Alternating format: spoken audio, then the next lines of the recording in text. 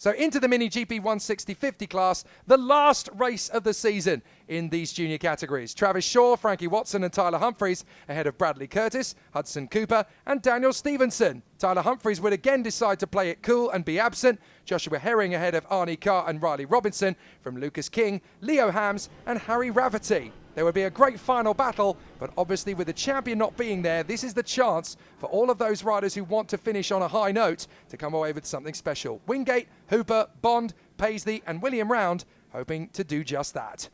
So the green flag at the back of the field, and off we go from Hudson Cooper. Can he be a rocket ship off the line again? Oh, he's so good every single time. Charges through and takes the lead. No worries there. Travis Shaw into second position ahead of Bradley Curtis and Dan Stevenson. And even with the absence of Tyler Humphries, we're in for a riveting showcase. Travis Shaw already trying to get up the inside of Hudson Cooper. Hudson Cooper at the start is an absolute rocket ship. It's unbelievable. Travis Shaw looking down the inside, but Cooper holds on. We've got onboard cameras with Travis Shaw here, currently in second, and the man out front's got an onboard on as well. But what a starter he is. Nobody in the championship starts like him. Yeah, demon off the dial for Hudson Cooper. Absolutely amazing. Bradley Curtis trying to get up the inside of Travis Shaw.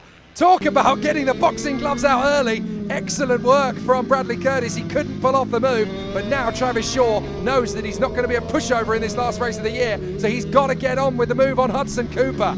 Fourth place for Stevenson, then Arnie Carr, Lucas King, Leo Hams, Riley Robinson and Archie Hoover and Wingate. There goes the move from Travis Shaw. He gets through past Hudson Cooper. Yeah, you saw the shadow coming first, so Hudson will have seen the shadow on the track as he comes past him. But that's our other onboard cameraman, Travis Shaw, now leading. So now he's got to reset himself, reconfigure. He knows that he's not leading the race anymore, so he's obviously got to do the homework here to get back on terms. There's Bradley Curtis, and he fancies his chances in the last race of the year, doesn't he? All the pressure off, nothing left to fight for championship-wise, so let's just go and get it done. Yeah, we've been talking about riders during the last two rounds, round 5, round 6, that we're looking forward to next year. Mason Frederick, of course, we talked about. He's a rider that's going to be a championship favourite next year. And Bradley Curtis, he's another name that you've got to have on your radar if you're following mini bike racing in the UK. So there is the battle up front. Travis Shaw and Hudson Cooper having a great race of it out in front of everybody else. Third place for Bradley Curtis, really enjoying himself in good position there as they continue to work forward. Bradley Curtis still putting Travis Shaw and Hudson Cooper under pressure as they continue to ride on. Dan Stevenson is ahead of Arnie Carr as we ride back on board with Hudson Cooper. The riders work their way through Wilkins and through Oziers, working their way through. That's Stevenson in fourth, Carr in fifth position, then King. And there is we're watching the battle. Now hang on a minute, that looks like Joshua Herring on what should be the 912 bike. I wonder if he's had a problem with his bike, because look, that's the number 1 that he's riding. I think he's borrowed Tyler Humphries' bike. I didn't spot that, but he's definitely not on his own bike, is he? Because that's a golden number 1. I think he's borrowed Tyler Humphries' bike for the last race of the season. Well, you've got better eyes than me, Jake, as we're looking at Bradley Curtis up the inside for a spot, and Curtis is through. Just as I was talking about Bradley Curtis as somebody we need to keep an eye on moving forward next season.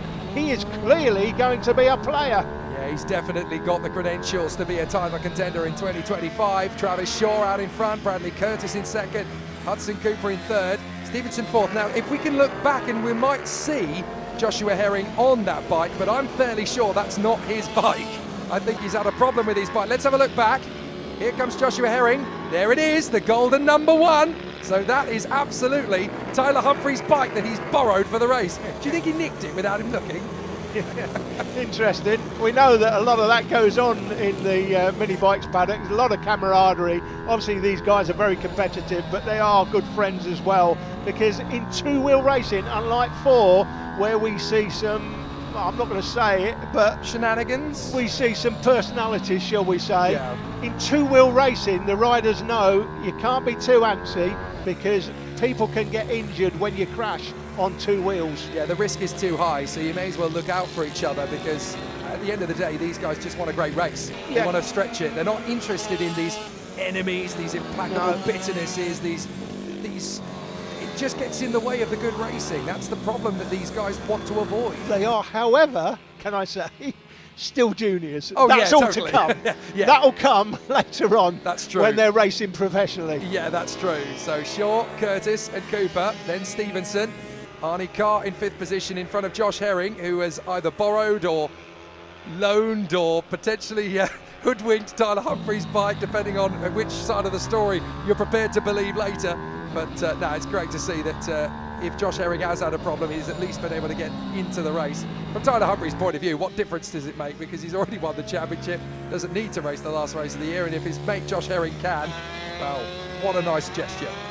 Yeah, and it's always, I remember my son in karting doing this with somebody. They asked, it was a girl, thought the kart there was a problem with the kart, he got in it, got out and said, that's quicker than mine.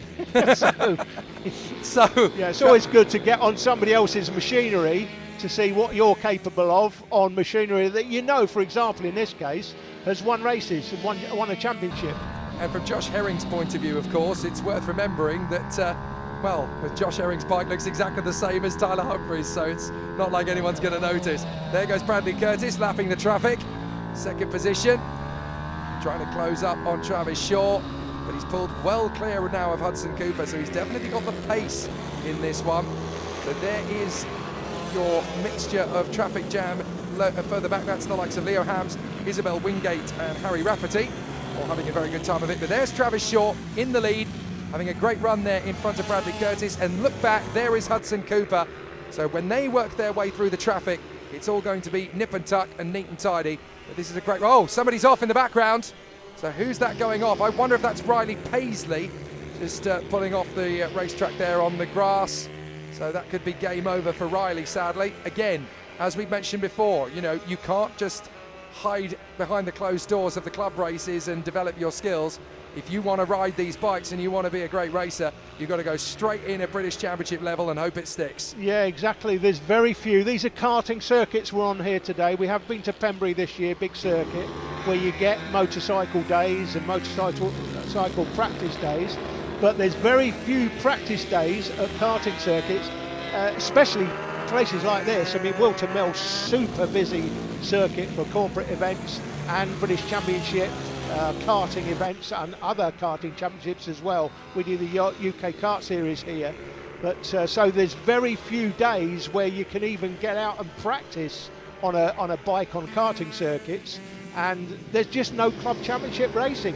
It means that a lap record on a karting circuit on a British mini bike is quite a prized possession, actually, because you don't get that many days to go out there and ride it. Josh Herring going through on the number 1. He should be on the 912, but we'll let him off. There's Bradley Curtis working his way through the traffic. He's just lapped Thomas Bond, and now he's going to have a proper traffic jam to deal with, because you've got all sorts of riders in the mix here. There is the number 12, that's Archie Hooper, and now here we go. Travis Shaw's in the traffic. He's got Leo Hams to deal with, having already sorted out Harry Rafferty and Isabel Wingate.